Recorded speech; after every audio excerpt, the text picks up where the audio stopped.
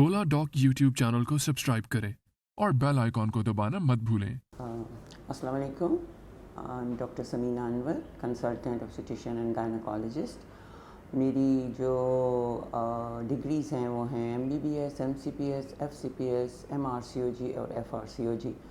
मैंने Allama Iqbal medical college से MBBS किया, उसके बाद मेंबरशिप एग्ज़ाम, फेलोशिप और then I went to UK जहाँ पर मैंने अपनी MRCOG और FRCOG की।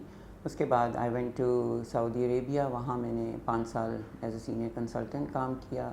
And then I went to Bahrain जहाँ मैंने again King Hamad University Hospital में 5 साल काम किया। आजकल मैं चपसाई मेडिकल सेंटर में कंसल्टेशन कर रही हूँ और जो भी मेरे ऑपरेटिव केसेस होते हैं वो नज़दीक के जो हॉस्पिटल है नेशनल या हमीद लतीफ़ में मैं उन्हें लेके जाती हूँ। मेरा special interest good antenatal care में है जहाँ माँ और बच्चा दोनों अच्छी हेल्थ एंजॉय करें। इसके अलावा gynae procedures, routine diagnostic DNCs, hysteroscopy, colposcopy, laparoscopy, major hysterectomy, ये सब मैं करती हूँ। और मेरा स्पेशल जो इंटरेस्ट है वो है कि to prevent cervical cancer, cervical screening और उसका इलाज। तो आइए आज हम पहले टॉपिक की तरफ चलते हैं, डायबिटीज़ इन प्रेगनेंसी। पाकिस्तान के टॉप डॉक्टर्स के साथ अपॉइंटमेंट बुक करें, वो भी पेशेंट फीडबैक देखते हुए। लाखों लोगों की तरह पाकिस्तान के सबसे बड़े डॉक्टर नेटवर्क का फायदा उठाएं और आज ही oladoc ऐप डाउनलोड करें। oladoc, डॉक्टर का अपॉइंटमेंट आसानी से। जो कि इसका नाम होता है gestational diabetes. I am very much interested in that. Gestational diabetes होती है जो कि ग्लूकोज टॉलरेंस डेवलप होती है ड्यूरिंग प्रेगनेंसी और जो कि आप after delivery blood sugar level जो होती है वो नॉर्मल हो जाती है। इसकी प्रेवलेंस इंसिडेंस जो पाकिस्तान में है वो 1 to 14% है, लेकिन ये इंक्रीज़ कर रहा है। Why it is important to address this one, क्योंकि एंटीनेटल कॉम्प्लिकेशंस हो सकती हैं और पोस्टनेटल कॉम्प्लिकेशंस हो सकती हैं। एंटीनेटल कॉम्प्लिकेशंस में मदर का ब्लड प्रेशर ज़्यादा हो जाता है और पोस्टनेटल में ये कि ब्लीडिंग ज़्यादा है, पेरिनियल ट्रॉमा है, लेसरेशंस हैं। जबकि बच्चे में बच्चे का वज़न बहुत ज़्यादा हो सकता है, जैसे मैक्रोसोमिक बेबी कहते हैं, या बहुत कम हो जाता है जिसे इंट्रायूट्राइन ग्रोथ रिस्ट्रिक्शन कहते हैं, या बच्चा वक्त से पहले पैदा हो जाता है जैसे प्री टर्म लेबर कहते हैं। और उसमें फिर NICU में एडमिशन, न्यूनेटल नर्सरी में, उसके बाद उनके लंग की प्रॉब्लम्स हो जाती हैं जिसे कहते हैं RDS, बच्चे में इन्फेक्शन हो सकती है। तो ये प्रॉब्लम हो सकती हैं अगर बच्चा वक्त से पहले पैदा हो जाए और डायबिटीज़ कंट्रोल ना हो। और दूसरा जो बच्चे पे इफेक्ट होते थे मैक्रोसोमिक, जो 4 किलो से ज़्यादा बच्चा होगा उसके चांसेस हैं कि उसके ऑब्स्ट्रक्टेड शोल्डर्स हो जाएं, कि कंधे फंस जाएं और डिलीवरी में बच्चे को भी नुकसान हो, उसकी हड्डी वगैरह टूट जाए या हाइपोक्सिया हो जाए। और दूसरा ये हो सकता है कि बिकॉज़ इतनी ज़्यादा मैनिपुलेशंस करनी पड़ती हैं कि माँ को ट्रॉमा और ज़्यादा खून पड़ने की कॉम्प्लिकेशन हो सकती है। हमारा एम क्या है? हमारा एम ये है कि इसको डायग्नोज करें और इसको मैनेज करें। ये किन औरतों में ज़्यादा होता है? ये रिस्क फैक्टर्स जो हैं इनके वो हैं जो औरतें 90 किलो से ज़्यादा हों, ओबीस हों, जिनकी फैमिली हिस्ट्री हो, इनकी प्रीवियस हिस्ट्री हो, ओल्डर एज हो, उम्र की ज़्यादा हों और उनका पहले वज़न 4 किलो से ज़्यादा का बच्चा पैदा हो, या बच्चे में कोई मारूसी बीमारी हो, या बच्चा कोई अनएक्सप्लेन डेथ हो गई हो जिसका पता ही ना चला हो कि ये इस वजह से हुई है, या उनके अंदर प्री टर्म लेबर हो या रिपीटेड मिसकैरेजेस हों। ये वो औरतें होती हैं जिनमें इस जेस्टेशनल डायबिटीज़ का पॉजिटिव होने के चांसेस होते हैं। अब हमने इसको क्या करना है? हमने इसको डायग्नोज करना है और मैनेज करना है।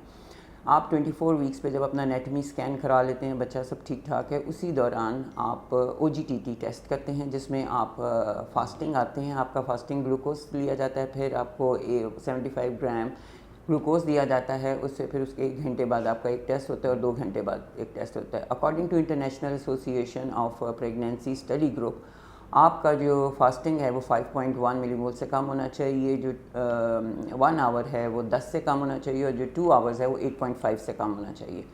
अब कुछ लोग जो हैं वो इसको और भी ज़्यादा स्ट्रिक्ट मॉनिटर कर रहे हैं, तो वो ये कहते हैं कि नाश्ते के 1 घंटे बाद 140 मिलीग्राम, 140 मिलीग्राम, और दोपहर के 1 घंटे बाद 140 मिलीग्राम से नीचे, और रात के खाने के बाद भी 140 मिलीग्राम से नीचे आपकी शुगर लेवल होनी चाहिए। یہ آپ کو ایک ڈائری دی جائے گی، آپ نے دنوں کے اور ٹائم کے حساب سے ایک ہفتے کی ڈائری اپنی بنانی ہے. جب وہ آپ بنائیں گے اور اس کے بعد آپ ڈاکٹر کو جا کے دکھائیں گے، اگر تو آپ اس کنٹرول ہے آپ کا تو آپ اس طرح چلتے جائیں گے، لیکن اگر آپ کا کنٹرول نہیں ہے، آپ نے ڈائٹ بھی لی ہے. اس میں ڈائٹ کون سی ہے؟ ڈائٹ آپ نے جو ہے ایکسیسو اسٹارچ اور وائٹ فلاور جو کہ بیکری کی چیزیں ہیں ان کو ٹوٹلی اوائڈ کرنا ہے. چاول اور روٹی کو بھی کم سے کم رکھنا ہے. زیادہ آپ نے سیلڈ لینی ہے، گوشت، فش اور چکن وغیرہ آپ لے سکتے ہیں، گرین ویجیٹیبل سیلڈس وغیرہ لے سکتے ہیں. اینڈ ویری امپورٹنٹ از کہ آپ نے 45 منٹس جو ہے نا آپ نے واک کرنی ہے، پانی زیادہ پینا ہے. اگر اس کے باوجود آپ کی شوگر زیادہ آ رہی ہے، آپ کے 20% سے زیادہ آپ کے جو ہیں وہ لیولز ان کنٹرول ہیں، پھر آپ کے ڈاکٹر آپ کو ٹیبلٹس پہ ڈال دیں گے جسے میٹفارمین کہتے ہیں، یا کچھ کیسز میں انسولین لوگ لگانا پریفر کرتے ہیں تو وہ آپ کو انجیکٹیبلس بھی مل سکتے ہیں. اس کے بعد آپ کی جو ہے وہ منتھلی آپ کا فالو اپ رہتا ہے. 28 ویکس پہ آپ کو دوبارہ ڈاکٹر کو دیکھتے ہیں، آپ کا کنٹرول دیکھتے ہیں. اگر سب کچھ ٹھیک جا رہا ہے تو 34 ویکس پہ آپ کا اسکین ہوتا ہے، اس پہ بچے کی گروتھ، لائکر اینڈ پریزنٹیشن وہ سب دیکھی جاتی ہے. گھر میں آپ نے بچے کی حرکت سے مانیٹر کرنا ہے. اگر 10 دفعہ بچے کی حرکت ہوتی ہے 2-3 گھنٹے میں تو بچہ از فائن. اور 34 ویکس کے بعد پھر آپ نے 36 ویکس پہ جانا ہے، اسی طرح اپنا کنٹرول کرتے ہوئے، اور ڈاکٹر آپ کا دوبارہ اسکین کرائیں گے دیکھنے کے لیے کہ بچے کی گروتھ اور liquor and everything is fine. And then they will start CTG weekly کریں گے 2 ہفتے کے لیے، اور اس کے بعد ٹوائس ویکلی بھی CTG کر سکتے ہیں. اگر سب کچھ ٹھیک جا رہا ہے تو ڈاکٹر پلان کریں گے آپ کی 40 ویکس میں آپ کی ڈلیوری، اور وہ انڈکشن کریں گے، اور انڈکشن کے بعد آپ کی ڈلیوری ہو جائے گی. لیکن اگر کوئی پرابلم ہے، بچہ کو ڈسٹریس ہائپوکسیا ہوتا ہے، تو پھر آپ کا سیزیرین سیکشن ہوگا.